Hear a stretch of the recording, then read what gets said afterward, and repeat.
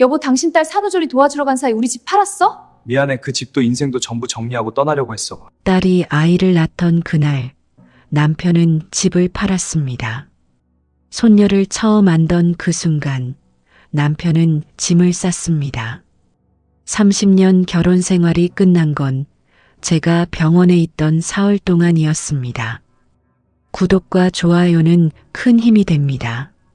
세상에는 배신이 여러 종류가 있다. 어떤 배신은 폭발처럼 찾아오고 어떤 배신은 지진처럼 땅 아래서부터 조용히 올라온다. 하지만 가장 오래 남는 배신은 따로 있다. 그것은 자신이 가장 기쁜 순간에 가장 믿었던 사람이 저지른 것이다. 그 배신은 기쁨의 기억 위에 덧칠되어 행복했던 순간조차 되돌릴 수 없게 만든다. 이 이야기는 그런 배신에 관한 것이다. 그리고 그 배신이 단순한 배신이 아니었다는 것, 그 안에 수십 년간 쌓인 또 다른 삶이 있었다는 것, 그것이 드러나는 과정에 관한 이야기다. 딸이 진통이 시작됐다는 연락을 받은 건 새벽 2시였다. 아내는 남편 옆에서 잠들어 있다가 진동하는 휴대폰 소리에 눈을 떴다. 딸의 목소리는 침착하려 했지만 숨이 고르지 못했다. 아직 간격이 멀다고 그냥 알려주고 싶었다고 했지만 아내는 이미 자리에서 일어나고 있었다. 30년 넘게 살면서 딸의 목소리 톤만으로도 상태를 알 수 있었다. 불안했다. 첫째를 낳을 때도 힘들었던 아이였다. 남편은 눈을 떴다. 아내가 가방을 챙기는 소리를 들으며 딸이냐고 물었다. 아내는 그렇다고 했고 병원에 가야 할 것 같다고 했다. 남편은 알겠다고 했다. 그리고 돌아 누웠다. 그 장면이 나중에 아내의 머릿속에서 수백 번 반복됐다. 남편이 돌아 눕던 그 모습, 자연스럽게 아무렇지도 않게 그냥 돌아 눕던 그 모습, 그때 이미 남편은 알고 있었던 것이다. 아내가 병원에 가면 자신이 움직일 수 있다는 것을. 아내는 병원에 도착해서 딸 옆에 있었다. 진통이 오는 동안 손을 잡았고 숨 쉬는 법을 같이 했고 의료진과 소통하면서 딸이 무서워하지 않도록 옆에 있었다.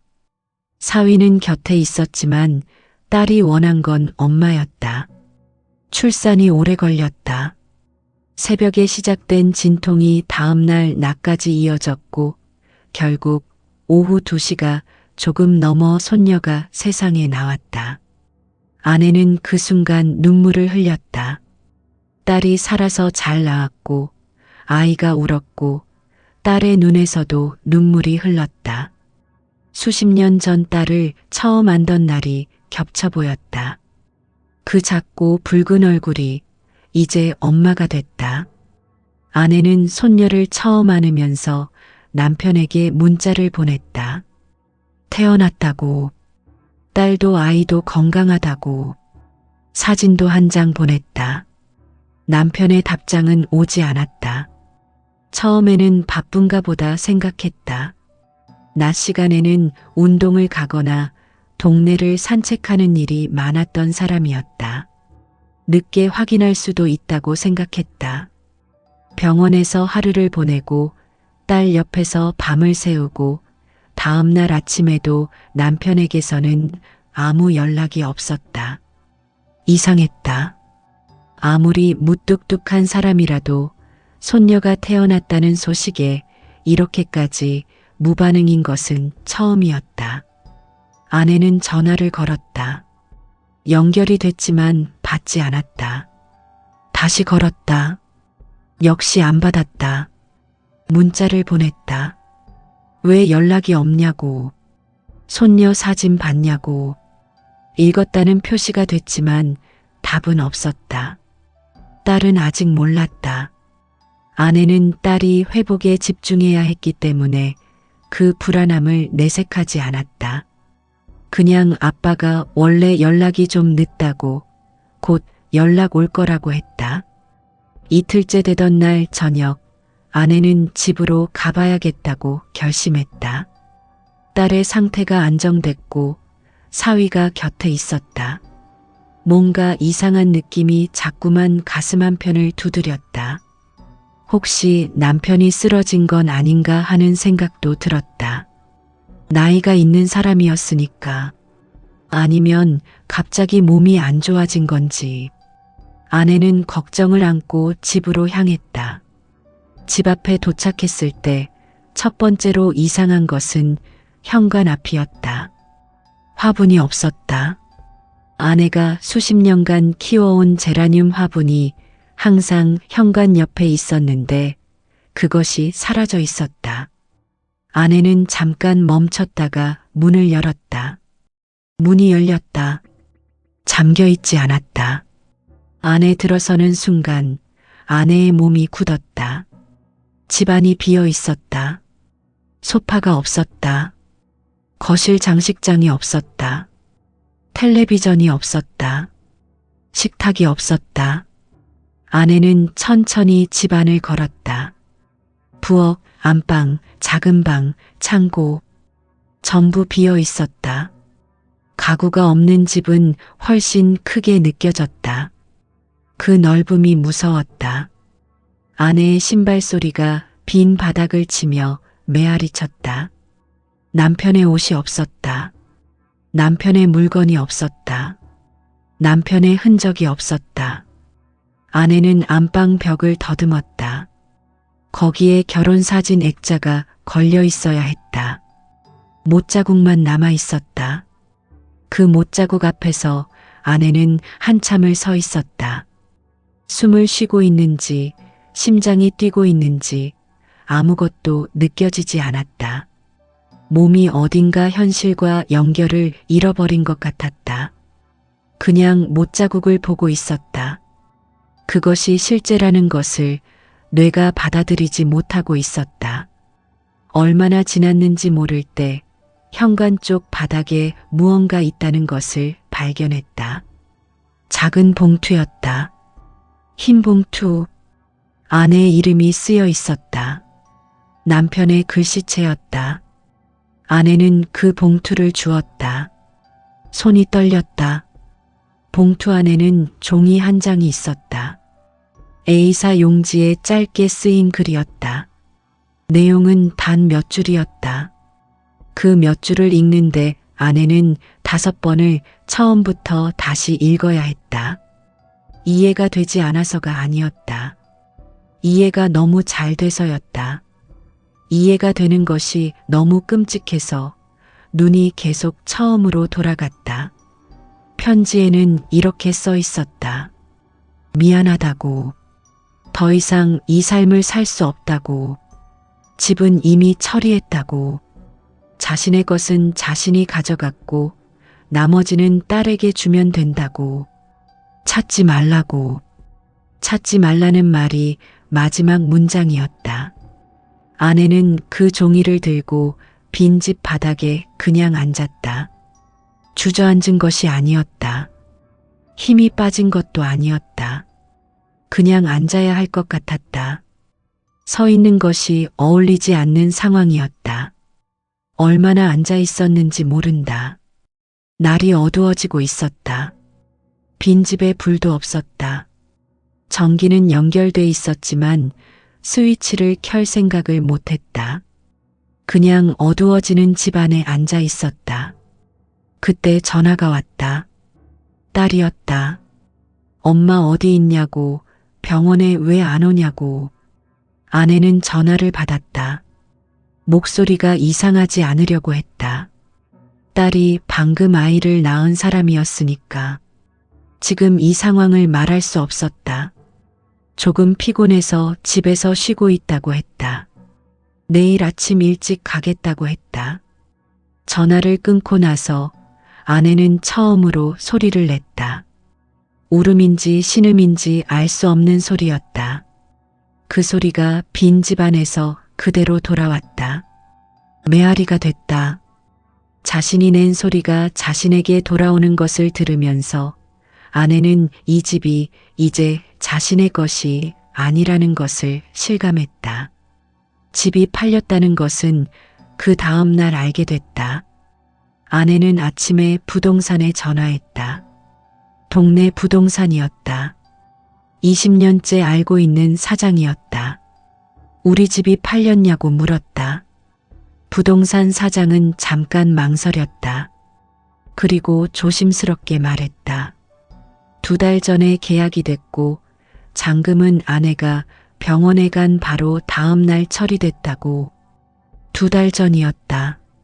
아내가 딸 걱정으로 밤잠을 설치던 2달 전부터 남편은 이미 집을 내놓고 계약을 진행하고 있었던 것이다. 아내와 함께 밥을 먹고 함께 텔레비전을 보고 함께 잠을 자면서 부동산 사장은 미안하다고 했다. 남편이 부인도 알고 있다고 했다고, 그래서 따로 연락드리지 않았다고 했다. 아내는 알겠다고 했다. 전화를 끊었다. 2달. 그 시간 동안 남편이 준비한 것이 집을 파는 것만이 아니었다는 것을 아내는 나중에 알게 됐다. 하지만 그것은 조금 더 시간이 지난 다음의 이야기다. 아내가 먼저 해야 할 것은 딸에게 말하는 것이었다. 어떻게 말해야 할지 몰랐다. 출산한 지 사흘도 안 된 딸에게 아빠가 집을 팔고 사라졌다고 말해야 하는 것이었다. 아내는 그날 오전 병원에 갔다. 딸은 아이에게 젖을 물리고 있었다. 아내는 그 장면을 보고 잠깐 멈췄다. 딸이 얼마나 지쳐 있는지, 얼마나 힘겨운 얼굴을 하고 있는지 보였다. 그리고 그 지친 얼굴 위에 이 소식을 올려야 했다. 아내는 사위에게 먼저 복도에서 이야기했다. 사위도 처음에는 무슨 말인지 이해하지 못했다. 다시 설명하자 사위의 얼굴이 굳었다. 딸에게는 아내가 직접 말하겠다고 했다. 딸에게 말하는 것은 아내 인생에서 가장 힘든 말하기 중 하나였다. 아이를 안고 있는 딸에게 아빠가 없어졌다고 말해야 했다. 딸은 처음에는 무슨 소리냐고 했다. 농담이냐고 했다. 아내가 계속 말하자 딸의 눈이 흔들리기 시작했다. 그러다가 아이를 사위에게 건네고 엄마를 안았다. 딸이 엄마를 안는 것이었다. 엄마가 딸을 안는 것이 아니라 갓 출산한 딸이 무너진 엄마를 안았다. 그 순간이 이 이야기에서 가장 서늘한 장면이다. 삶이 어떤 순간에는 순서가 뒤바뀐다.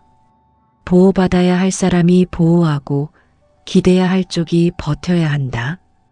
이 가족은 그 뒤바뀐 순간을 아이가 태어난 날 맞이했다. 남편을 찾으려는 시도는 처음에는 아내 혼자였다. 전화는 계속 꺼져 있었고 문자는 읽히지 않았다. 남편의 친구들에게 연락해봤지만 모른다고 했다. 남편의 형에게도 연락했다. 형은 당황하면서 자신도 연락이 없었다고 했다. 조금 시간이 지나자 형이 다시 전화해서 말했다. 동생이 오래전부터 연락을 뜸하게 했다고. 뭔가 있다는 느낌을 받았지만 물어보지 않았다고. 그렇게 각자의 입에서 비슷한 말이 나오기 시작했다. 이상한 느낌을 받았지만 물어보지 않았다는 말. 뭔가 달라진 것 같았지만 넘어갔다는 말. 아내는 그 말들을 들으면서 자신도 돌아봤다. 나도 그랬을까? 나도 이상한 것을 느끼면서 물어보지 않았을까? 기억을 거슬러 올라가다 보면 신호들이 있었다. 작고 흐릿하고 당시에는 의미 없어 보였던 신호들. 반년 전쯤부터 남편이 새벽에 혼자 일어나 있는 날이 많아졌다. 잠이 없어진 거라고 생각했다. 나이가 들면 그렇다고. 1년 전쯤에는 오래된 물건들을 정리하는 일이 많아졌다. 오래 입지 않는 옷들, 오래된 책들, 낡은 전자기기들. 아내는 정리를 잘한다고 생각했다. 깔끔한 편이었으니까. 2해 전쯤에는 남편이 어느 날 갑자기 재산 문제에 대해 이야기를 꺼낸 적이 있었다. 집이 2사람 공동 명의인데 정리를 해두면 나중에 편하지 않겠냐고. 아내는 그 이야기가 왜 나오는지 물었고 남편은 그냥 나이 드니까 생각해봤다고 했다. 아내는 그냥 넘겼다. 그 대화가 집을 혼자 처분하는 것을 위한 밑작업이었다는 것을 아내는 나중에 알았다. 공동명의 집을 한 사람이 처분하려면 다른 한 사람의 동의가 필요하다. 그런데 집은 팔렸다. 이것이 가능했다는 것은 어느 시점에 명의가 바뀌었다는 것을 의미했다. 아내는 법무사에게 전화해서 등기부등본을 확인했다. 1년 반 전에 명의가 남편 단독으로 변경돼 있었다. 1년 반 전. 아내는 그때를 떠올렸다. 1년 반 전에 무슨 일이 있었는지. 특별한 것이 없었다. 평범한 시간이었다. 아내는 그때 딸 집에 1달가량 있었다. 딸이 첫째 아이를 낳을 때였다. 그때도 딸 곁에 있었던 것이다. 이번 출산이 2번째였고 첫 번째 출산 때도 아내는 딸 곁에 있었다. 남편은 그 첫 번째 출산 때 아내가 없는 1달 동안 명의를 바꿨다. 아내는 그 사실을 알고 한참 동안 아무것도 할 수 없었다. 생각이 너무 많아지면 오히려 아무 생각도 안 되는 상태가 있다. 그 상태였다. 뭔가를 해야 하는데 무엇을 해야 할지 뇌가 정렬을 거부하는 상태. 사위가 변호사를 소개해줬다. 재산 문제부터 정리해야 한다고 일단 법적으로 할 수 있는 것을 파악하자고 했다. 아내는 그 말이 맞다고 생각했지만 실제로 변호사 사무실 앞에 서기까지 일주일이 걸렸다. 몸이 따라주지 않았다. 밥도 제대로 먹지 못했고 잠도 자지 못했고 아침에 눈을 뜨면 잠깐 오늘이 며칠인지 기억이 나지 않는 상태가 반복됐다. 딸이 아내를 자기 집으로 데려왔다. 아내가 이제 집이 없었으니까. 집은 팔렸고 새 주인이 들어오는 날은 이미 정해져 있었다. 아내는 짐을 옮겼다. 가구는 이미 남편이 다 처분했고 남은 것은 아내의 옷과 식기 몇 개, 그리고 사진들이었다. 사진들 중 결혼 사진은 없었다. 남편이 가져간 것인지 버린 것인지 알 수 없었다. 딸 집에서 아내는 새로 태어난 손녀와 같은 공간에 있었다. 세상에 막 나온 아이와 삶이 무너진 어른이. 이 2사람이 같은 집에 있는 것이 이상했고 동시에 아내에게는 그 아이가 유일한 것이었다. 아이를 안고 있는 동안에는 생각이 잠깐 멈췄다. 아이는 아무것도 모르면서 그냥 잠들었다. 그 가벼운 무게가 아내에게는 가장 무거운 현실보다 더 실감나게 느껴졌다. 남편에 대한 진짜 이야기가 나오기 시작한 건 사라진 지 3주가 지났을 때였다. 남편의 오래된 친구 한 명이 아내에게 연락해 왔다. 남편의 고향 친구였는데 아내와는 거의 교류가 없었던 사람이었다. 그가 먼저 연락한 것이 이상했다. 아내는 전화를 받았고 그 친구는 한참을 머뭇거리다가 말했다. 알고 있어야 할 것 같아서 전화했다고. 아내가 얼마나 알고 있는지 모르겠지만 자기가 아는 것을 말해줘야 할 것 같다고. 그 통화가 1시간이 넘었다. 남편에게는 다른 가족이 있었다. 아내와 결혼한 지 15년이 지난 시점부터 남편은 다른 여자와 관계를 유지하고 있었다. 그 관계가 단순한 것이 아니었다. 그 여자와 남편 사이에는 아이가 있었다. 딸이었다. 그 아이가 지금 12살이었다. 남편의 고향 친구는 우연히 그 사실을 알게 됐다고 했다. 몇 해 전 출장에서 낯선 동네에서 남편을 봤는데 여자와 아이와 함께 걷고 있었다고 했다. 가족처럼 보였다고. 남편에게 연락했더니 남편이 설명해줬다고 했다. 친구는 그 이후로 계속 모른 척 해왔다고 했다. 하지만 이번 일이 터진 후에 아내에게 말해야 한다는 것을 느꼈다고 했다. 아내는 그 통화를 하면서 아무 말도 하지 못했다. 상대가 말하고 아내는 듣기만 했다. 통화가 끝난 뒤에도 한동안 전화기를 들고 있었다. 15년. 아이가 12살. 계산이 맞았다. 아내의 딸이 3살이던 해. 그 해부터였다. 아내는 그 계산을 하면서 구역질이 났다. 딸이 3살이던 그 시절, 가족이 얼마나 힘들었는지 기억이 났다. 남편이 사업 실패로 몇 해를 힘들어했고 아내가 일을 나가면서 가정을 지탱했다. 그 시절에 아내는 남편을 붙잡기 위해 얼마나 많은 것을 희생했는지, 남편이 무너지지 않도록 얼마나 조용히 바쳐왔는지. 그 시절 남편에게는 다른 관계가 시작되고 있었다. 아내가 버팀목이 되어주던 그 시절 남편은 다른 삶을 심고 있었다. 그 사실이 재산 문제보다, 집이 팔린 것보다, 사라진 것보다 더 깊이 아팠다. 배신의 층위가 달랐다. 단순히 떠난 것이 아니라 떠나기 전까지 두 개의 삶을 동시에 살았다는 것. 한쪽에서는 남편이고 아버지이면서 다른 쪽에서도 누군가에게 남편이고 아버지였다는 것. 아내는 그날 밤 딸에게 말했다. 다 말했다. 딸은 오래 침묵했다. 그리고 물었다. 그 아이는 어떻게 되는 건지. 12살짜리 그 아이는. 그 질문이 이 이야기에서 또 하나의 갈림길이었다. 아내는 그 아이가 어떤 잘못도 없다는 것을 알면서도 그 아이의 존재를 받아들이는 것이 너무 힘들었다.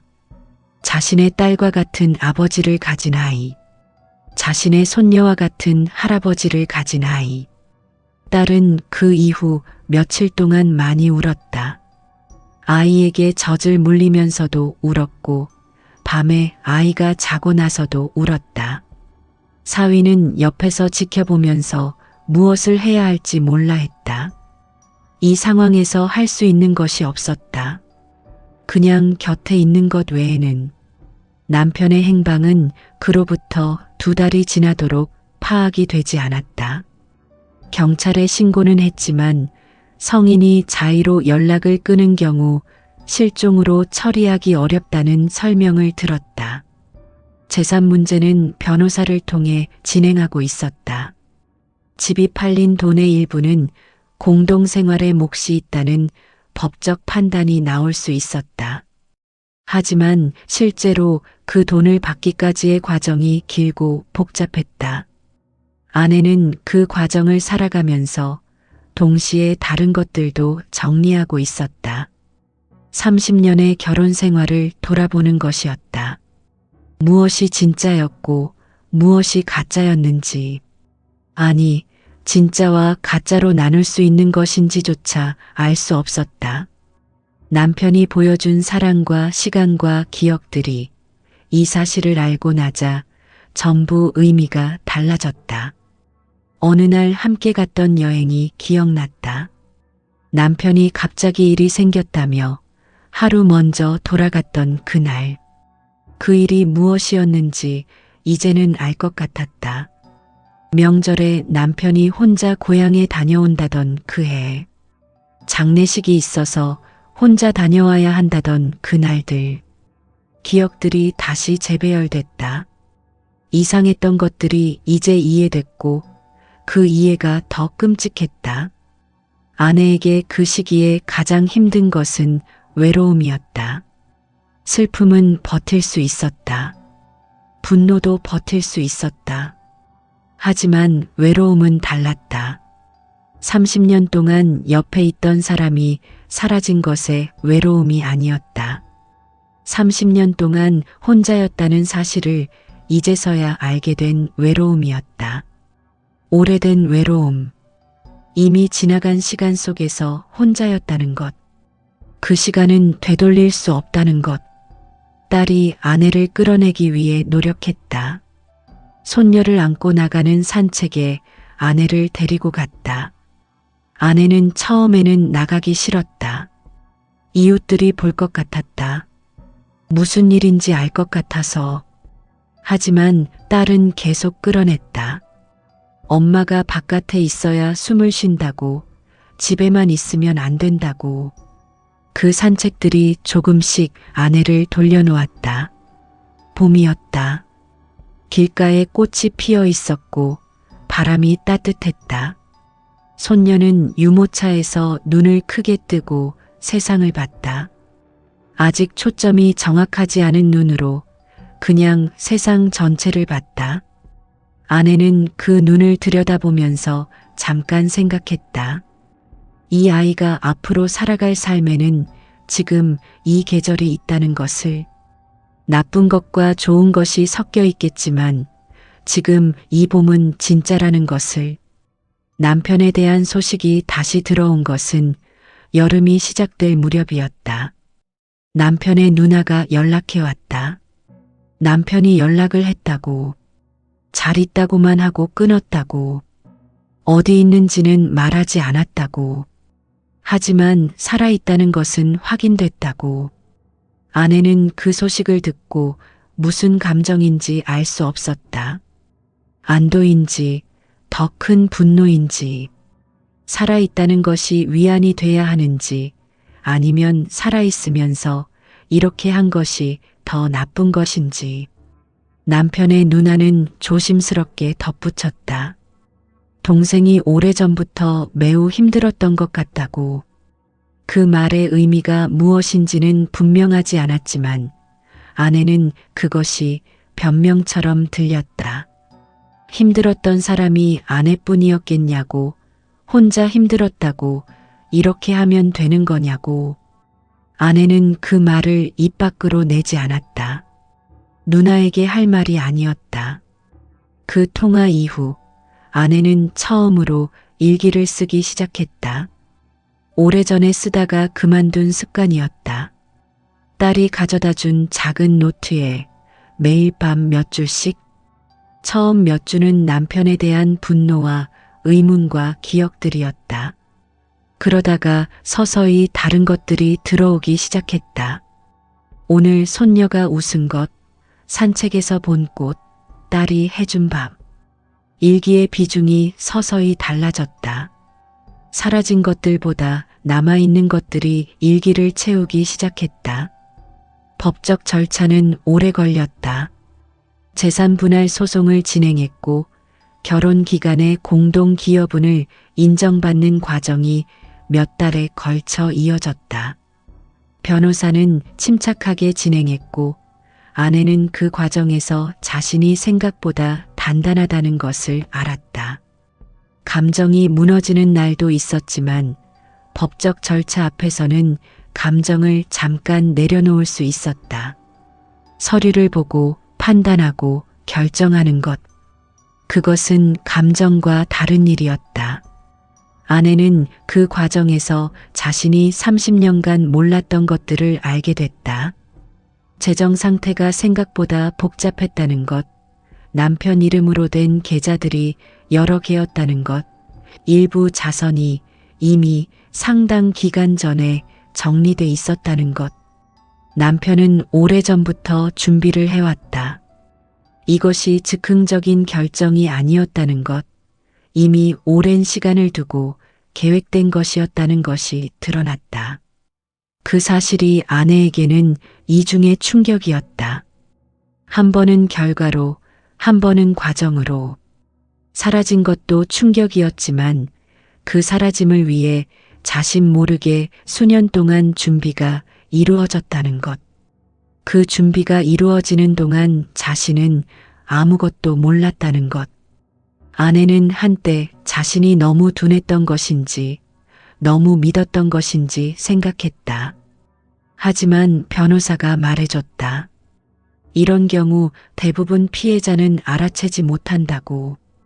알아채지 못하는 것이 피해자의 잘못이 아니라고. 의도적으로 숨긴 쪽의 책임이라고. 그 말이 아내에게 위로가 됐다.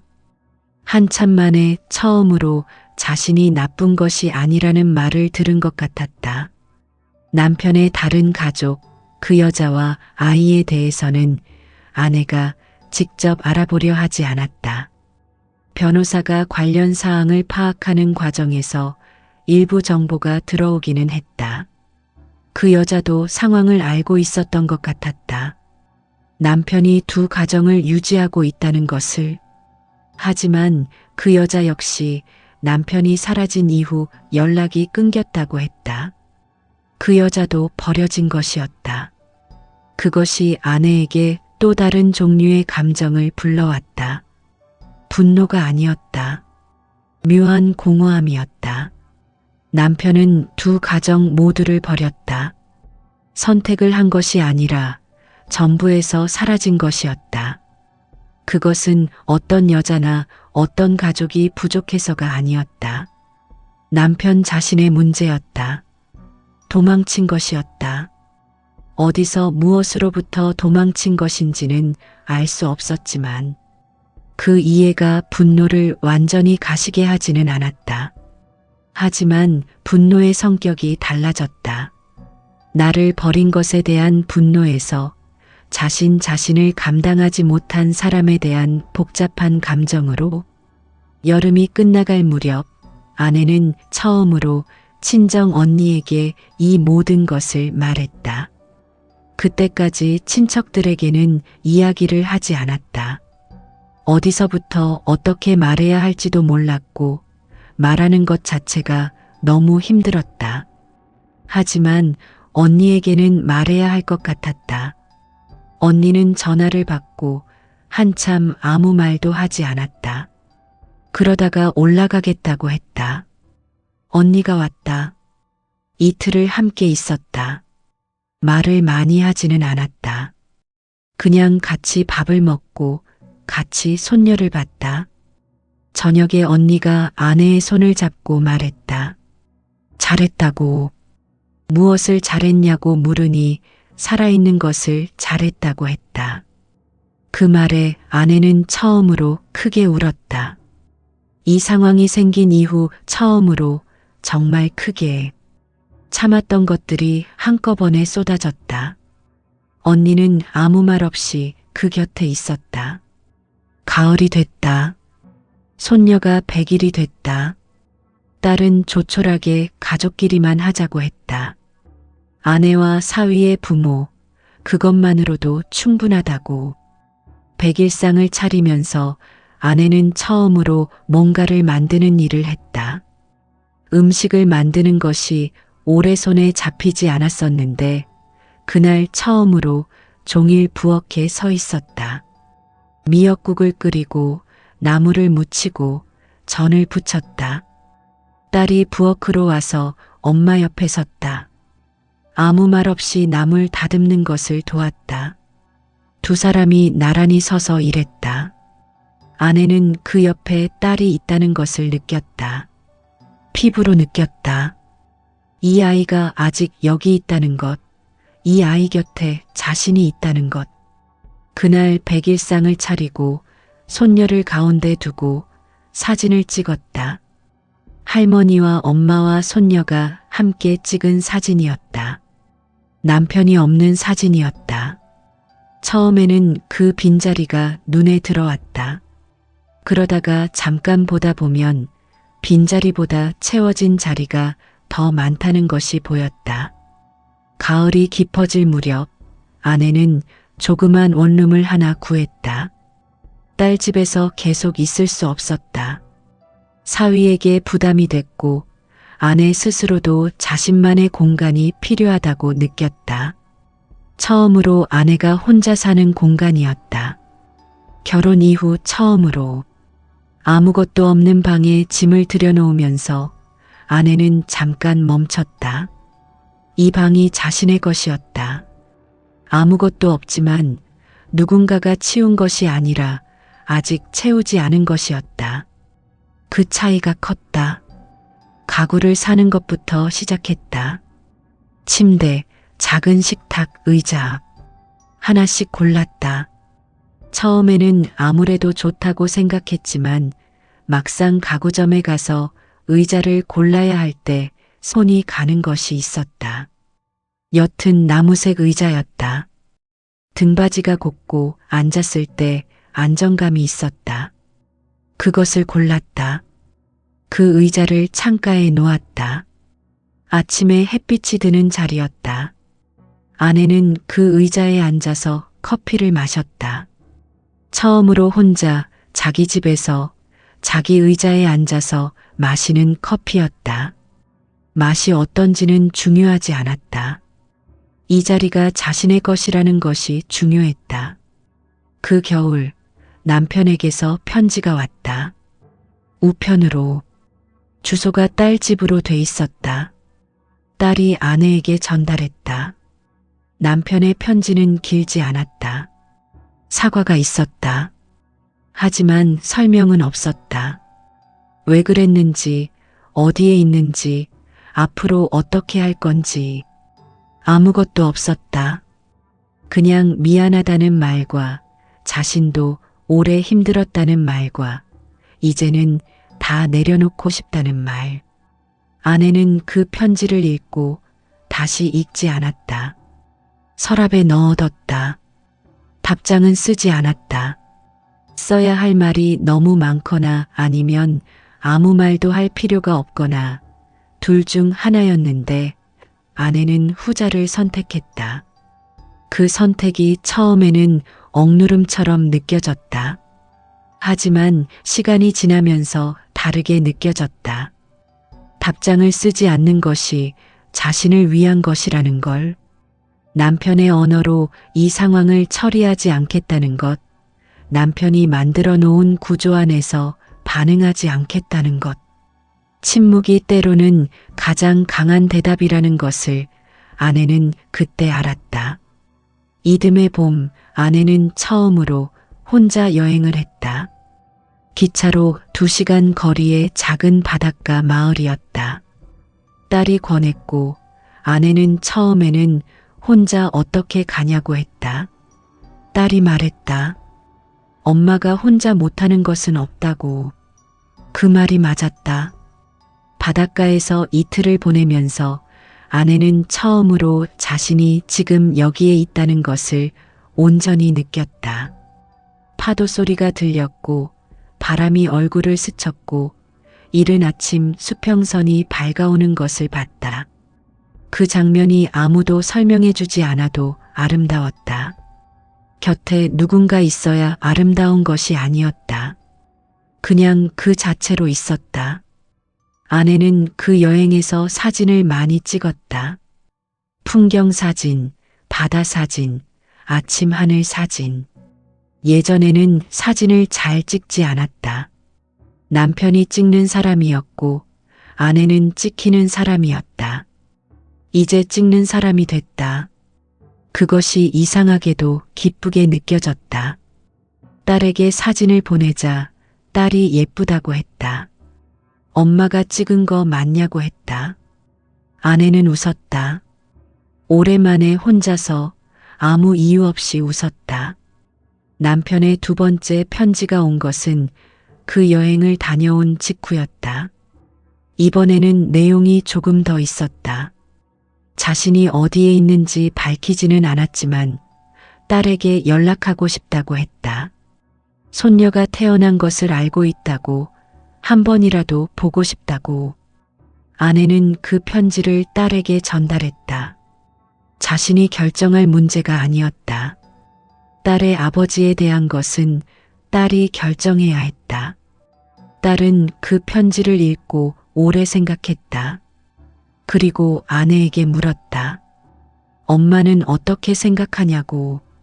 아내는 잠시 생각했다. 그리고 말했다. 엄마는 모르겠다고. 하지만 내가 어떤 선택을 해도 엄마는 내 편이라고. 딸은 그날 이후 며칠을 더 생각했다. 결국 딸이 내린 결정은 지금은 아니라는 것이었다. 아직 준비가 안 됐다고. 나중에 자신이 준비됐을 때, 자신이 원할 때, 그때는 생각해 볼 수 있다고. 하지만 지금은 아니라고. 그것이 딸의 결정이었다. 아내는 그 결정이 맞다고 생각했다. 틀렸다고도 생각하지 않았다. 딸이 내린 결정이었으니까. 그 이후 남편에게서는 연락이 없었다. 이 이야기가 여기서 한번 멈춰야 하는 것은 이 이야기가 단순히 버림받은 아내의 이야기가 아니기 때문이다. 그것이 이 이야기의 일부이기는 하지만 전부는 아니다. 이 이야기는 그 이후에 대한 이야기이기도 하다. 아내는 그의 여름 작은 일을 시작했다. 젊었을 때 잠깐 했던 뜨개질이었다.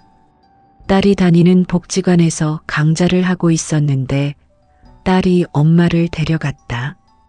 아내는 처음에는 내가 거기서 뭘 하냐고 했다. 그냥 가보자고 딸이 말했다. 강좌에는 아내보다 나이 많은 사람들도 있었고 아내와 비슷한 나이의 사람들도 있었다. 아내는 그냥 앉아서 처음에는 구경만 했다. 그러다가 강사가 옆에 와서 실을 건네줬다. 처음에는 어색했다. 손가락이 기억하지 못했다. 하지만 몇 번 반복하자 손이 따라오기 시작했다. 예전에 했던 것들이 몸에 남아 있었다. 그날 집에 돌아오면서 아내는 잠깐 기분이 달라진 것을 느꼈다. 뭔가를 만들었다는 것. 그것이 몇 호밖에 안 되는 아주 짧은 실의 움직임이었지만 무언가를 만들었다는 사실이 기분을 달라지게 했다. 그 이후 아내는 매주 강좌를 다녔다. 몇 달이 지나자 작은 것들을 혼자 만들 수 있게 됐다. 컵받침, 수건고리, 작은 인형. 손녀에게 줄 것들을 만들기 시작했다.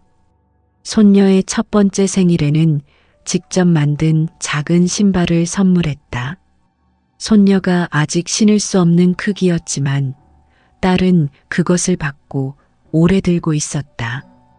이 이야기에서 아내가 달라지는 것은 단번에 이루어지지 않았다. 어떤 날은 여전히 아침에 일어나기 힘들었고 어떤 날은 슈퍼마켓에서 남편이 좋아하던 과자를 보고 발걸음이 멈췄다. 어떤 날은 거리에서 노부부가 함께 걷는 것을 보고 오래 바라봤다. 그 장면들이 아프지 않아진 것은 아니었다. 다만 그 아픔이 삶의 전부가 되지 않도록 하는 것을 배워가고 있었다. 아내의 친구가 한 말이 있었다. 슬픔이 없어지는 것이 아니라 삶이 그 슬픔보다 커지는 것이라고. 처음에는 슬픔이 삶보다 크다. 시간이 지나면서 삶이 조금씩 커진다. 슬픔이 작아지는 게 아니라 주변의 것들이 자라나서 슬픔이 상대적으로 작아지는 것이라고. 아내는 그 말을 처음 들었을 때 잘 이해하지 못했다. 그러다가 어느 날 아주 평범한 오후에 창가에서 커피를 마시다가 갑자기 그 말이 이해됐다. 오늘 하루가 슬픔보다 길었다는 것을 느꼈을 때, 슬픔이 있었지만 그것보다 더 많은 것들이 오늘 하루에 있었다는 것을 느꼈을 때, 그것이 나아지는 것이었다. 이듬해 봄, 손녀가 걷기 시작했다. 아직 불안정했지만 두 발로 서서 몇 걸음을 뗐다. 아내는 그 장면을 보면서 웃었다. 소리내어 웃었다. 아이가 넘어졌다가 다시 일어서는 것을 보면서 또 웃었다. 딸이 그 옆에서 아내를 봤다. 엄마가 웃고 있었다. 딸은 그것을 사진으로 찍었다. 손녀가 걷는 사진이 아니라 아내가 웃는 사진을. 나중에 딸이 그 사진을 인화해서 아내에게 줬다. 아내는 그 사진을 창가 책상 위에 올려뒀다. 자신이 웃고 있는 사진. 처음에는 이상한 기분이 들었다. 자신의 웃는 얼굴이 낯설었다. 그러다가 익숙해졌다. 매일 그 사진을 보면서 하루를 시작했다. 이 이야기가 전하는 것이 하나 있다면 그것은 이것이다. 삶은 배신당한 순간 이후에도 계속된다는 것. 그 계속됨이 처음에는 고통이지만 시간이 지나면서 다른 무언가가 된다는 것. 그것이 무엇인지는 각자 다를 것이다. 어떤 사람에게는 용기이고, 어떤 사람에게는 평온이고, 어떤 사람에게는 그냥 일상이다. 중요한 것은 그 계속됨 자체다. 아무것도 없는 빈집에 서 있었던 그 날로부터 창가에서 혼자 커피를 마시는 오늘까지 이 사람이 걸어온 거리가 있다. 그 거리를 걷게 한 것은 무엇이었을까? 딸이었고, 손녀였고, 언니였고, 봄 바닷가였고, 뜨개질 실이었고, 익숙해진 자신의 의자였다. 배신은 끝을 만들지 않는다. 끝처럼 느껴지는 순간을 만들 뿐이다. 그리고 그 끝처럼 느껴지는 순간은 나중에 되돌아보면 새로운 것의 시작점이었다는 것을 알게 된다. 이 아내도 그랬다. 손녀가 처음 걸음을 내딛던 그 봄, 아내도 다시 걷고 있었다. 조금 느리고 조금 불안정하게. 하지만 넘어지면 다시 일어서면서 남편에 대한 이야기는 그 이후 더 들려오지 않았다. 살아있는지, 어디에 있는지, 어떻게 지내는지 아내는 더 이상 알려고 하지 않았다. 알아야 할 이유가 없어졌다. 그 사람의 삶이 어떻게 되는지가 더 이상 자신의 삶에 영향을 주지 않는다는 것을 알게 됐을 때부터 그것이 용서인지 체념인지 무관심인지 아내도 정확히 알지 못했다. 그냥 그 사람의 삶과 자신의 삶이 분리됐다는 것, 그 분리가 드디어 완성됐다는 것. 어머니가 된 딸은 이제 손녀를 안고 자신의 삶을 살고 있다. 아버지에 대한 감정이 완전히 정리된 것은 아닐 것이다. 나중에 손녀가 크면 그 이야기를 어떻게 할지도 아직 모른다. 하지만 오늘은 오늘을 살고 있다. 아내는 오늘도 작은 원룸의 창가 의자에 앉는다. 커피를 마신다. 뜨개질을 한다. 딸에게 전화를 한다. 손녀의 웃음소리를 듣는다. 삶은 이렇게 이어진다. 아무도 모르게 무너진 것들이 있지만 아무도 모르게 다시 쌓이는 것들도 있다. 남이 알아주지 않아도 크게 드러나지 않아도 조용히 쌓이는 것들이, 그 조용한 것들이 우리를 살게 한다. 빈집에서 못자국을 바라보던 그 여자는 이제 자기만의 집에서 창가에 앉는다. 아무도 치우지 않은 집, 자신이 고른 의자, 자신이 만든 컵 받침 위에 놓인 컵. 그것으로 충분하다. 그것이 충분하다는 것을 아는 데까지 오래 걸렸다. 하지만 결국 알았다. 그 창가 의자에서 보내는 아침이 익숙해진 것은 계절이 2번 바뀐 뒤였다. 처음에는 그 의자에 앉아 있는 것이 어색했다. 혼자라는 것이 어색한 게 아니라 혼자가 이상하지 않다는 것이 어색했다. 30년을 누군가와 함께 아침을 맞이했던 사람이 이제 혼자 커피를 마시는 것이 자연스러워졌다는 사실 자체가 낯설었다. 몸이 적응한다는 것은 이런 것이었다. 머리보다 먼저, 마음보다 먼저 몸이 새로운 것을 일상으로 받아들이는 것. 그 무렵 아내에게 예상하지 못한 일이 생겼다. 딸이 아이를 데리고 놀이터에 나갔다가 옆 단지에 사는 한 여자와 이야기를 나누게 됐다. 손녀보다 조금 더 큰 아이를 키우는 사람이었다. 그 여자가 놀이터 벤치에서 이야기를 나누다가 자기 시어머니 이야기를 꺼냈다. 시어머니가 혼자 사시는데 걱정이 된다고, 나이 드신 분이 혼자 지내는 게 안쓰럽다고. 딸은 그 이야기를 들으면서 자기 어머니 생각이 났다고 했다. 집에 와서 아내에게 전화를 했다. 엄마도 혼자 지내는 거 힘들지 않냐고. 아내는 잠깐 생각했다. 그리고 솔직하게 말했다. 힘들 때도 있는데 이상하게 괜찮다고. 딸은 그 말을 듣고 웃었다. 이상하게 괜찮다는 말이 제일 좋은 말인 것 같다고 했다. 완전히 괜찮다고 하면 믿기지 않을 것 같은데 이상하게 괜찮다고 하니까 진짜 같다고. 그 통화가 끝난 뒤 아내는 한참 그 말을 생각했다. 이상하게 괜찮다는 것. 그것이 정확한 표현이었다. 괜찮을 이유가 없는데 괜찮고 힘들어야 할 것 같은데 오늘 하루는 그냥 지나갔다. 그런 날들이 쌓이고 있었다. 아내의 원룸 바로 아랫집에는 70대 초반의 여자가 살고 있었다. 아내보다 10년쯤 위였다. 엘리베이터에서 몇 번 마주쳤고 인사를 나눴다. 그분이 어느 날 복도에서 아내에게 먼저 말을 걸었다. 혼자 사냐고 물었다. 아내는 그렇다고 했다. 그분도 혼자라고 했다. 남편이 오래전에 먼저 갔다고. 자식은 있지만 다 지방에 살아서 자주 보지 못한다고. 그날 두 사람이 처음으로 함께 차를 마셨다. 아랫집 분의 방에서. 방이 아담하게 꾸며져 있었다. 화분이 여러 개 있었고 창가에 오래된 사진들이 놓여 있었다. 오래 혼자 살아온 사람의 방이었다. 혼자인 것이 익숙해진 공간이었다.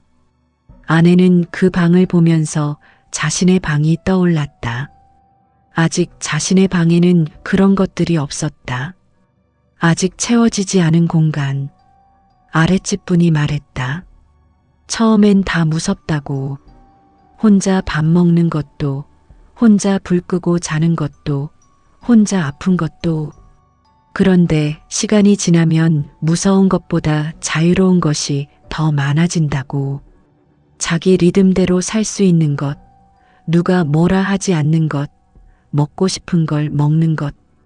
그게 나쁘지 않다고. 아내는 그 말을 들으면서 자유라는 단어가 자신에게 어울리는 단어인지 생각했다. 아직은 어울리지 않는 것 같았다. 하지만 언젠가는 어울릴 수도 있겠다는 생각은 들었다. 그 아랫집 분과 아내는 그 이후 종종 함께 저녁을 먹었다. 대단한 것이 아니었다. 한 사람이 밥을 하면 서로 나눠 먹거나 근처 분식집에 같이 가거나 두 사람이 함께 있는 것이 편했다. 말이 많지 않아도 됐다. 그냥 같은 시간에 같은 자리에 있는 것이 위안이 됐다. 아내는 그 관계가 우정인지 의지인지 모르겠다고 딸에게 말했다. 딸은 그게 뭐가 다르냐고 했다. 위로가 되면 다 좋은 거라고. 그 말도 맞았다. 그해 겨울, 아내는 생애 처음으로 혼자 명절을 맞이했다. 딸이 오라고 했지만 아내는 괜찮다고 했다. 딸 집에 가면 사위 쪽 가족들도 있고 북적이는 자리에 끼어드는 것이 아직은 버거웠다. 딸은 그래도 혼자 있으면 안 된다고 했다. 아내는 아랫집 분이랑 같이 있을 거라고 했다. 그날 두 사람은 명절 음식을 조금씩 해서 함께 먹었다. 완전한 차례상은 아니었다. 전 몇 가지, 나물, 떡국. 그냥 명절 음식다운 것들을 소박하게. 아랫집 분이 갈비찜을 했고 아내가 잡채를 했다. 두 사람이 식탁에 앉아 마주보며 먹었다. 텔레비전에서는 명절 특집 프로그램이 나오고 있었다. 가족들이 왁자지껄하게 나오는 장면들. 아내는 그것을 보다가 잠깐 눈을 돌렸다. 아랫집 분은 그냥 계속 먹고 있었다. 신경 쓰지 않았다. 아내는 그 모습을 보면서 다시 젓가락을 들었다. 명절이 끝나고 딸이 전화했다. 어땠냐고. 아내는 말했다. 나쁘지 않았다고. 딸이 웃으면서 다행이라고 했다. 나쁘지 않다는 말이 이 시기 아내에게는 가장 솔직한 표현이었다. 좋다고 하면 거짓말이고 나쁘다고 하면 정확하지 않고 나쁘지 않다는 것, 그것이 지금 이 지점이었다. 그리고 나쁘지 않다는 것은 충분히 괜찮다는 것이기도 했다. 봄이 다시 왔다. 두 번째 봄이었다. 모든 것이 무너진 이후의 두 번째 봄. 아내는 그 봄의 한 가지를 새로 시작했다. 걷기였다. 특별한 것이 아니었다. 아침마다 집 근처를 30분 정도 걷는 것. 딸이 건강을 위해 해보라고 했고 아내는 처음에는 별 기대 없이 시작했다. 그런데 걷는 것이 좋아졌다. 정확히는 걷는 동안 생각을 너무 많이 하지 않아도 됐다. 몸이 움직이면 머리가 조금 쉬는 것 같았다. 발바닥이 땅을 밟는 감각, 바람이 귀를 스치는 느낌, 아침 공기의 냄새. 그런 것들에 집중하면 다른 생각들이 잠깐 물러났다. 아내는 매일 같은 길을 걸었다. 그 길이 익숙해지면서 계절의 변화를 세밀하게 느꼈다. 한 주 사이에 꽃이 피어 있고 다음 주에는 꽃이 지고 그 다음 주에는 잎이 우거졌다. 자연의 시간이 자신의 시간과 같이 흐른다는 것을 느끼는 것이 이상하게 안정적이었다. 자신만 시간이 멈춰 있는 것이 아니라 모든 것이 계속 흐르고 있다는 것. 그 봄 아내는 뜨개질 강좌에서 처음으로 강사에게 다음 단계를 가르쳐 달라고 먼저 요청했다. 이전까지는 주어지는 것만 따라갔는데 처음으로 더 어려운 것을 배우고 싶다고 말했다. 강사는 기뻐했다. 기초를 탄탄히 한 사람이 다음 단계로 가면 훨씬 빨리 는다고 했다. 그 말이 맞았다. 더 복잡한 패턴을 배우면서 아내는 집중해야 했다. 실수를 하면 풀고 다시 하고 또 실수를 하면 다시 풀고 그 반복이 지루하지 않았다. 실수가 나쁜 것이 아니라 그냥 과정이라는 것을 뜨개질을 통해 몸으로 배우는 것 같았다. 아내는 그의 손녀의 첫 번째 생일에 맞춰 작은 담요를 완성했다. 아기 담요였다. 연한 노란색 실로 작은 별 패턴이 들어간 것이었다. 완벽하지는 않았다. 한쪽 끝이 조금 고르지 않았고 패턴이 살짝 틀어진 부분도 있었다. 하지만 아내가 처음으로 혼자 완성한 큰 작품이었다. 딸이 그 담요를 받고 오래 들고 있었다. 손가락으로 별 패턴을 짚으면서 그리고 말했다. 이 담요에서 엄마 냄새가 난다고. 아내는 그 말에 웃었다. 담요에서 무슨 냄새가 난다는 건지 몰랐지만 딸이 그렇게 느꼈다면 그것이 맞을 것 같았다. 손녀는 그 담요를 오래 썼다. 1살, 2살, 3살. 담요가 작아져서 발이 삐져나올 때까지 딸은 그 담요를 버리지 않았다. 아내의 삶이 조금씩 재구성되는 동안 법적인 문제도 서서히 정리되고 있었다. 재산 분할 결과가 나왔고 아내는 집이 팔린 금액의 일부를 받게 됐다. 30년을 함께 쌓아온 것에 대한 법적 인정이었다. 금액이 크지는 않았다.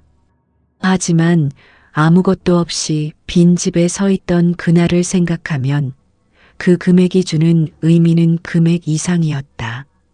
아내는 그 돈으로 무엇을 할지 오래 생각했다. 딸이 쓰라고 했고 아랫집 분은 여행을 가라고 했고 변호사는 노후를 위해 묻어두라고 했다. 아내는 그중 어느 것도 바로 선택하지 않았다. 한 달을 생각하다가 아내는 두 가지를 했다. 하나는 작은 금액을 손녀 이름으로 적금을 들었다. 손녀가 어른이 됐을 때 쓸 수 있도록. 다른 하나는 오래된 소원 하나를 이뤘다. 바이올린 레슨을 등록했다. 젊었을 때부터 배우고 싶었던 것이었다. 결혼하면서 가정에 집중하느라 미뤘고 아이가 생기면서 더 미뤄졌고 그렇게 30년이 지났다. 이제 미룰 이유가 없었다. 바이올린은 어려웠다. 예상보다 훨씬 어려웠다. 음정 잡기가 힘들었고 활 다루는 것이 생각처럼 되지 않았다. 처음 한 달은 소리가 너무 이상해서 연습하면서 아내 스스로 귀를 막고 싶을 지경이었다. 선생님은 웃으면서 말했다. 처음이 다 그렇다고. 소리가 날 때까지만 버티면 된다고. 아내는 버텼다. 두 달이 지나자 음이 조금씩 맞기 시작했다. 세 달이 지나자 짧은 곡을 더듬더듬 연주할 수 있게 됐다. 그 첫 번째 짧은 곡을 연주했을 때 아내는 연습실에 혼자 있었다. 끝내고 나서 잠깐 그 여운을 느꼈다. 소리가 공기 중에 흩어지는 것을 느꼈다. 예전에 배웠더라면 더 잘할 수 있었을 텐데 하는 생각이 잠깐 들었다. 그러다가 그 생각을 다음 생각으로 덮었다. 지금 배우는 것이 늦은 게 아니라 지금이 시작이라는 것. 예전에 못 배운 것이 아니라 지금 배우는 것. 그 생각의 전환이 이 시기 아내에게 가장 중요한 내면의 변화였다. 남편이 있던 시절에는 모든 것이 그 관계를 기준으로 배치됐다. 남편이 좋아하는 것, 남편이 불편해하는 것, 남편의 일정, 남편의 기분. 아내 자신의 것들은 그 주변에 있었다. 배우고 싶은 것이 있어도 때가 아닌 것 같았고 가고 싶은 곳이 있어도 나중으로 미뤄졌다. 그 나중이 30년이었다. 이제 기준점이 없어졌다. 처음에는 그게 무서웠다. 기준 없이 어떻게 무언가를 선택하고 결정하는지 몰랐다. 하지만 그 기준이 없어지자 처음으로 자신이 무엇을 원하는지 들릴 시작했다. 아주 작은 것들부터 오늘 저녁 뭐 먹고 싶은지, 이 주말에 어디 가고 싶은지, 그 작은 것들에 대한 자신의 답이 있다는 것을 알게 됐다. 그것이 익숙해지는데 1년이 걸렸다. 그리고 익숙해지자 처음으로 자신이 원하는 것들을 조금 더 크게 생각할 수 있게 됐다. 바이올린이 그 중 하나였다. 손녀가 3살이 되던 해 아내는 딸에게 한 가지를 제안했다. 매주 한 번 손녀를 데려다 줄 수 있냐고. 딸이 잠깐 쉬는 시간이 필요할 것 같다고, 자신이 손녀를 돌볼 수 있다고. 딸은 처음에 엄마가 힘들지 않겠냐고 했다. 아내는 힘든 게 아니라 하고 싶다고 했다. 그 차이가 중요했다. 해야 하는 것이 아니라 하고 싶은 것. 의무가 아니라 원함. 손녀는 매주 한 번씩 아내의 원룸에 왔다. 아내는 그날을 기다렸다. 손녀를 위해 작은 간식을 준비하고 함께 할 수 있는 것들을 생각해뒀다. 색종이를 접거나 찰흙을 만지거나 그냥 마당에 나가서 앉아 있거나. 손녀는 아직 말이 서툴렀지만 표현이 분명했다. 좋으면 좋다고 했고 싫으면 고개를 저었다. 그 솔직함이 아내를 웃게 만들었다. 손녀와 함께 있는 시간에 아내는 가장 현재에 있었다. 과거를 생각하지 않았다. 미래를 걱정하지 않았다. 지금 이 아이가 찰흙으로 무엇을 만들고 있는지, 지금 이 아이가 무슨 소리를 내고 있는지 그것만 보고 있었다. 그 집중이 아내에게는 일종의 쉬는 것이었다. 손녀가 한 번은 아내의 바이올린 케이스를 발견했다. 이게 뭐냐고 물었다. 아내는 악기라고 했다. 손녀가 보고 싶다고 했다. 아내는 케이스를 열었다. 손녀가 눈을 크게 떴다. 만져도 되냐고 물었다. 아내는 조심히 만져보라고 했다. 손녀의 작은 손가락이 바이올린 줄을 건드렸다. 낮은 소리가 났다. 손녀가 깔깔 웃었다. 소리가 재밌다고 했다. 아내도 웃었다. 그날 아내는 손녀 앞에서 처음으로 짧은 곡을 연주했다. 아직 서툴렀고 음이 삐끗하는 부분도 있었다. 하지만 손녀는 신기한 듯 가만히 들었다. 연주가 끝나자 손뼉을 쳤다. 짝짝짝 3번이었다. 아내는 그 3번의 박수를 오래 기억했다. 그 무렵 아내에게 예상하지 못했던 또 다른 일이 생겼다. 뜨개질 강좌에서 만난 한 사람 때문이었다. 아내보다 10살쯤 어린 여자였는데 강좌에 처음 참여한 날부터 손가락이 굳었는지 실이 제대로 잡히지 않는다고 했다. 강사가 다른 분들을 돌보는 동안 아내가 옆에 앉아서 기초를 도와줬다. 그 이후 두 사람이 강좌 끝나고 같이 차를 마시는 사이가 됐다. 그 여자도 사연이 있는 사람이었다. 결혼을 몇 년 전에 끝냈고 혼자 2 아이를 키우고 있었다. 아내는 그 이야기를 들으면서 자신의 이야기를 조금씩 했다. 처음에는 아주 일부만.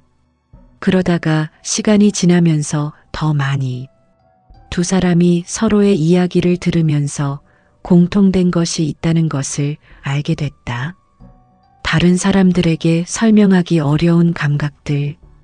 아무 이유 없이 괜찮다가 갑자기 무너지는 것. 잘 지내다가 어느 날 슈퍼에서 이상한 것을 보고 멈추는 것. 분명히 지나갔어야 하는 감정이 아직 안 지나간 것 같은 느낌. 그런 것들을 서로 이해했다. 그 여자가 어느 날 아내에게 물었다. 어떻게 버텼냐고. 아내는 잠깐 생각했다. 정확한 대답을 찾으려 했다. 그리고 말했다. 버틴 게 아닌 것 같다고. 그냥 다음 날이 왔다고. 다음 날이 왔으니까 일어났다고. 그게 반복됐다고. 그 대답이 그 여자에게는 위로가 됐다고 했다. 버텨야 한다는 압박 없이 그냥 다음 날을 맞으면 된다는 것이. 아내는 그 말을 들으면서 자신이 방법을 알고 있었던 게 아니라 그냥 살았던 것뿐이라는 것을 다시 확인했다. 방법이 없어도 된다. 그냥 다음 날이 오면 그날을 사는 것. 그것이 사라지는 방식이었다. 아내가 손녀와 함께 보내는 시간이 늘면서 딸은 가끔 아내를 보면서 말했다. 엄마가 달라진 것 같다고.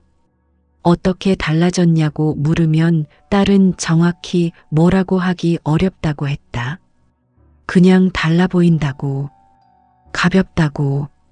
가볍다는 말이 아내에게는 낯설었다. 자신이 가볍다고 느낀 적이 없었으니까. 항상 무언가를 지고 있는 것 같았다. 결혼 생활 내내 그랬고, 아이를 키우는 동안 그랬고, 모든 것이 무너진 뒤에도 그랬다. 그런데 딸 눈에는 가벼워 보인다고 했다. 어쩌면 내려놓은 것들이 있었기 때문일 것이다.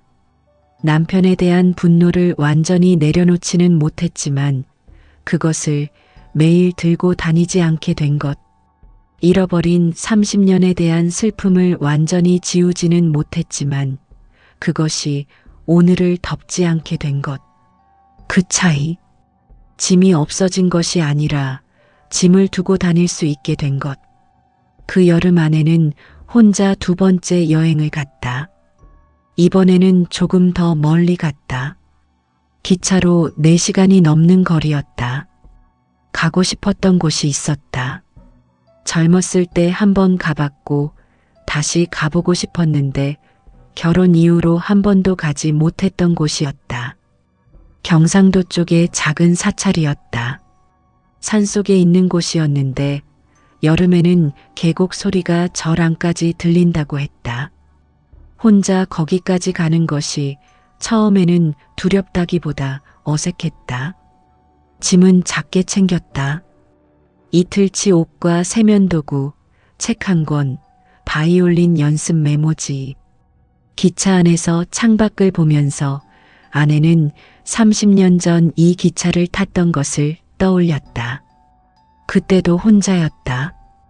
결혼 전이었고 그 사찰에 처음 갔던 것이었다. 그때의 자신과 지금의 자신이 같은 창밖을 보고 있는 것이 묘했다. 사찰에 도착했을 때 여름 오후의 햇빛이 경내에 가득했다. 인적이 많지 않았다. 노란 은행나무가 아직 초록이었고 계곡 소리가 멀리서 들렸다. 아내는 천천히 걸었다. 서두를 이유가 없었다. 아무도 기다리는 사람이 없었다. 가고 싶은 방향으로 걸었다. 법당 앞에 섰을 때 아내는 오래 서 있었다. 기도를 하거나 특별한 것을 생각한 것이 아니었다. 그냥 서 있었다. 그 공간의 공기를 느꼈다. 오래된 나무와 돌과 이끼의 냄새, 멀리서 들려오는 물소리, 가끔 스치는 바람. 그 감각들 안에 그냥 있었다.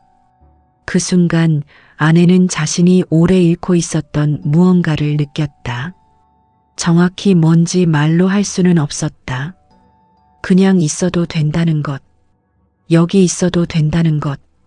이 순간에, 이 자리에. 저녁에 절 근처 작은 숙소에서 혼자 밥을 먹었다. 산채 비빔밥이었다. 맛이 좋았다. 밥을 먹으면서 가져온 책을 읽었다. 책이 잘 읽혔다. 집중이 됐다. 예전에는 책을 읽다가 자꾸 다른 생각이 끼어들었는데 그날 저녁은 책 안에 그냥 있었다. 다음 날 아침 일찍 계곡에 내려가 앉았다. 물소리가 크고 시원했다. 아내는 거기서 1시간쯤 앉아 있었다. 아무것도 하지 않았다. 그냥 앉아서 물소리를 들었다. 생각이 많아지려 하면 물소리에 집중했다. 생각이 물소리에 씻기는 것 같았다. 돌아오는 기차 안에서 아내는 일기장을 꺼냈다. 몇 줄을 썼다. 오늘 계곡 소리를 오래 들었다고. 아무것도 안 했는데 지치지 않았다고. 혼자인 것이 무섭지 않았다고. 오히려 혼자여서 좋았다고. 그 일기가 아내가 처음으로 혼자를 긍정적으로 쓴 날이었다. 그해 가을 뜨개질 강좌에서 작은 전시를 했다. 수강생들이 만든 작품들을 복지관 복도에 진열하는 소박한 것이었다. 아내는 그 전시에 자신이 만든 것 2가지를 냈다. 손녀 담요와 새로 만든 작은 가방이었다. 연한 갈색 실로 짠 손잡이 있는 가방이었다. 전시날 딸이 손녀를 데리고 왔다. 손녀는 복도를 걸어 다니면서 작품들을 봤다. 그러다 아내가 만든 담요 앞에 멈췄다. 손가락으로 가리키면서 이게 할머니 거라고 했다. 어떻게 알았냐고 물었더니 별이 있다고 했다. 자기 담요에도 별이 있다고. 손녀는 그 별 패턴을 기억하고 있었다. 아내는 그 순간 뭔가 단단한 것이 마음 안에 생기는 것을 느꼈다. 자신이 만든 것이 누군가의 기억 속에 살아있다는 것. 자신의 손길이 다른 사람에게 닿아 있다는 것. 그것이 연결이었다. 남편이 사라지면서 아내는 연결이 끊겼다고 느꼈다. 30년의 연결이 하루아침에 끊어진 것. 하지만 그 끊어진 것 외에 끊어지지 않은 것들이 있었다. 딸과의 연결, 손녀와의 연결, 아랫집 분과의 연결, 뜨개질 강자 사람들과의 연결. 그것들이 조용히 자라고 있었다. 하나의 굵은 실이 끊어진 것이고 여러 가는 실들이 새로 이어진 것이었다. 그 가는 실들이 모이면 끊어진 굵은 실보다 강할 수도 있다는 것. 겨울이 왔다. 세 번째 겨울이었다. 모든 것이 무너진 이후의 세 번째 겨울. 아내는 그 겨울에 처음으로 크리스마스에 딸 집에 갔다. 이전 두 해는 크리스마스에 집에 있었다. 딸이 오라고 해도 가기 싫었다. 분위기가 싫었다. 모두가 행복해야 하는 것처럼 꾸며진 시간이 싫었다. 세 번째 겨울에는 달랐다. 아내가 먼저 가도 되냐고 물었다. 딸이 당연하다고 했다. 딸 집은 작게 꾸며져 있었다.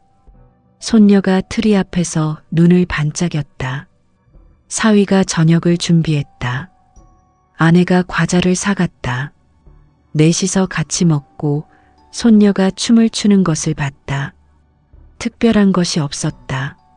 하지만 그 별것 없는 것들이 그날 아내에게는 충분히 따뜻했다. 자리에서 일어나 집에 가려는데 손녀가 안 가도 된다고 했다. 오늘 여기서 자라고 했다. 아내는 웃으면서 집에 가야 한다고 했다. 손녀가 왜 집에 가야 하냐고 물었다. 아내는 잠깐 생각했다. 이유가 없었다. 그냥 버릇이었다. 그날 아내는 딸 집에서 잤다. 손녀 방 옆 작은 방에. 새벽에 손녀가 한 번 깼고 아내가 달래줬다. 다시 재우고 나서 아내는 한동안 손녀를 바라봤다. 잠든 얼굴, 작은 숨소리, 이불 밖으로 나온 작은 발. 이 아이가 크면서 많은 것을 알게 될 것이었다. 세상에 나쁜 것도 있고 사람이 실망시키기도 하고 기대했던 것이 다르게 흘러가기도 한다는 것. 하지만 지금 이 순간 이 아이는 그냥 자고 있었다. 세상이 안전하다고 믿으면서. 아내는 그 믿음을 지켜주고 싶었다.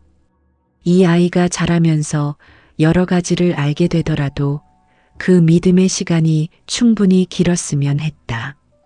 이듬해 봄, 아내는 바이올린 레슨을 시작한 지 1년이 됐다. 선생님이 연주회에 나가보겠냐고 했다. 동네 작은 연주회였다. 수강생들이 모여서 각자 한 곡씩 연주하는 것이었다. 아내는 처음에 자신은 아직 이르다고 했다. 선생님은 모든 사람이 처음엔 그렇게 말한다고 했다.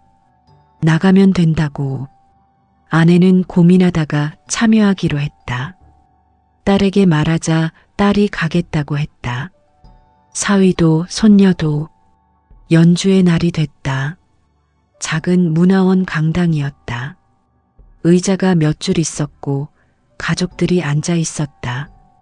아내는 무대 옆에서 기다리면서 손이 떨렸다. 이게 무슨 짓인가 싶었다.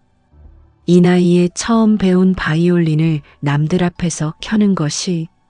그런데 자리에 앉아 준비를 하다가 앞줄을 봤다. 딸이 손녀를 무릎에 앉혀놓고 앉아 있었다. 손녀가 아내를 향해 손을 흔들었다. 작은 손을 크게 흔들었다. 아내는 그 손을 보고 웃었다. 긴장이 잠깐 내려앉았다. 연주를 했다. 짧은 곡이었다. 두 군데에서 음이 흔들렸다. 하지만 끝까지 했다. 마치고 나서 박수 소리가 들렸다. 손녀의 짝짝짝 소리가 그 안에 섞여 있었다. 아내는 자리로 돌아와 앉으면서 심장이 아직 빠르게 뛰는 것을 느꼈다. 잘한 것도 아니었다. 훌륭한 것도 아니었다. 하지만 했다는 것, 무대에 서서 끝까지 했다는 것, 그것이 아내에게는 큰 것이었다. 삶의 중간에서 모든 것을 잃은 사람이 다시 무언가를 처음 시작하고 그것을 끝까지 했다는 것. 집에 돌아와서 아내는 오래 앉아 있었다. 창가 의자에 바이올린 케이스를 옆에 두고 밖에는 봄바람이 불고 있었다. 창문을 조금 열어두니 바람이 들어왔다. 아내는 일기장을 열었다. 오늘 날짜를 쓰고 한 줄을 썼다. 오늘 처음으로 무대에 섰다. 그리고 다음 줄에 두려웠지만 했다. 그리고 그 다음 줄에 다음에 또 하고 싶다. 그 세 줄을 쓰고 일기장을 덮었다. 창밖으로 봄이 있었다. 나무에 잎이 나고 있었다. 매년 나는 잎이었지만 올해의 잎은 올해의 것이었다. 작년의 잎이 아니었다. 그 전해의 잎도 아니었다. 올해, 지금, 이 봄에 나는 잎이었다. 아내는 그 잎을 봤다. 그리고 내일도 볼 것이었다. 이 이야기가 여기에서 한번 넓어져야 한다. 아내 한 사람의 이야기이기도 하지만 동시에 이 이야기는 가족이 어떻게 다시 구성되는가에 관한 이야기이기도 하기 때문이다. 딸은 아이를 키우면서 엄마를 새로 봤다.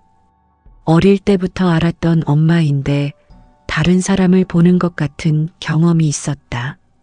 엄마가 무너지는 것을 봤고, 엄마가 다시 일어서는 것을 봤고, 엄마가 혼자 의자를 고르고 바이올린을 배우고 계곡 옆에서 물소리를 듣는 것을 들었다. 딸은 그 과정에서 자신의 어머니가 어떤 사람인지를 처음으로 제대로 알게 됐다. 어머니로서가 아니라 한 사람으로서. 두려움이 있는 사람, 포기하고 싶을 때도 있는 사람, 그러면서도 다음 날을 맞이하는 사람. 그리고 딸은 그것이 자신에게도 있다는 것을 느꼈다. 엄마에게서 온 것들이 자신 안에 있다는 것을. 무너지지 않는 것이 아니라 무너져도 다시 일어서는 것. 손녀가 크면서 그 집안에 그 유전이 흐를 것이었다. 말로 전해지는 것이 아니라 삶으로 보여지는 것으로. 사위는 이 시간 동안 많은 것을 배웠다고 했다. 결혼을 오래 해도 상대의 부모에 대해 모르는 것이 많다는 것, 위기 앞에서 가족이 어떻게 서로를 받쳐주는지, 가리고 어른이 된다는 것이 단지 나이가 드는 것이 아니라 계속 자라는 것이라는 것. 사위는 그것을 장모에게서 배웠다고 했다. 그 말을 아내가 전해 들었을 때 아내는 뭔가 이상하다고 했다. 자신이 가르친 것이 없는데 어떻게 배웠냐고. 딸이 말했다. 보여준 거라고. 가르치지 않아도 살면서 보여준 거라고.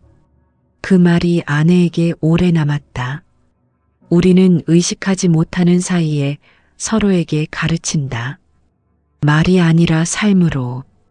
어떻게 일어서는지를, 어떻게 두려움과 함께 살아가는지를, 어떻게 잃어버린 것과 함께 새로운 것을 시작하는지를. 아내는 그 가르침을 의도하지 않았다. 그냥 살았다. 하지만 그냥 산 것이 딸에게 보여졌고, 사위에게 전해졌고, 손녀의 기억 속에 쌓이고 있었다. 이 이야기에서 남편은 다시 등장하지 않는다. 세 번째 편지도, 네 번째 연락도 없었다. 남편의 다른 가족도 그 이후 소식이 들리지 않았다. 어딘가에서 어떻게 살고 있는지 아내는 알지 못했다. 그리고 더 이상 알고 싶지 않았다. 그것이 마지막 변화였다. 알고 싶지 않다는 것, 궁금하지 않다는 것, 그 사람의 삶이 자신의 삶의 반경 밖에 있다는 것이 이제 자연스러웠다. 그게 끝이 아니었다. 그게 시작이었다. 그 사람 없이 사는 것이 자기 아니라 그 사람을 궁금해하지 않게 됐을 때가 진짜 시작이었다. 자신의 삶이 자신의 것이 된 순간 아내는 오늘도 창가에 앉는다. 커피를 마신다. 바이올린을 조금 연습한다. 아랫집 분과 저녁을 나눠 먹는 날도 있고 혼자 먹는 날도 있다. 딸에게 전화를 하고 손녀 목소리를 듣는다. 매주 한 번 손녀를 만난다. 걷기를 하고 뜨개질을 하고 일기를 쓴다. 특별하지 않은 하루들이다. 하지만 그 특별하지 않은 하루들이 쌓여서 이 사람의 삶이 되고 있다. 배신당한 날로부터, 빈집에 서 있던 날로부터, 못자국을 바라보던 그날로부터, 그날들이 지금 이 창가 의자까지 이어졌다. 그 거리가 멀다. 하지만 걸어왔다. 느리고 더디고 어떤 날은 제자리를 맴도는 것 같았지만 그래도 여기까지 왔다. 여기가 어딘지 정확히 말하기 어렵다. 완전히 회복된 곳이 아닐 수도 있다. 완전히 괜찮은 곳이 아닐 수도 있다. 하지만 자신의 의자에 앉아 자신의 커피를 마시고 자신의 일기를 쓰는 곳, 그게 지금 이 사람이 있는 곳이다. 그리고 그것으로 충분하다. 아직 걷고 있는 사람이 있다면, 아직 다음 날이 두려운 사람이 있다면, 아직 못자국 앞에 서 있는 사람이 있다면, 이 이야기가 말하는 것은 이것이다. 다음 날이 온다. 그 다음 날도 온다. 그리고 어느 날 창가에 앉게 된다. 자신만의 의자에, 자신이 고른 의자에, 그날까지 그냥 다음 날을 맞으면 된다. 그것이 전부다. 그것이 사라지는 방식이다. 지금까지 사연을 들어주셔서 감사합니다. 구독과 좋아요, 댓글은 다음 이야기를 만드는 큰 힘이 됩니다.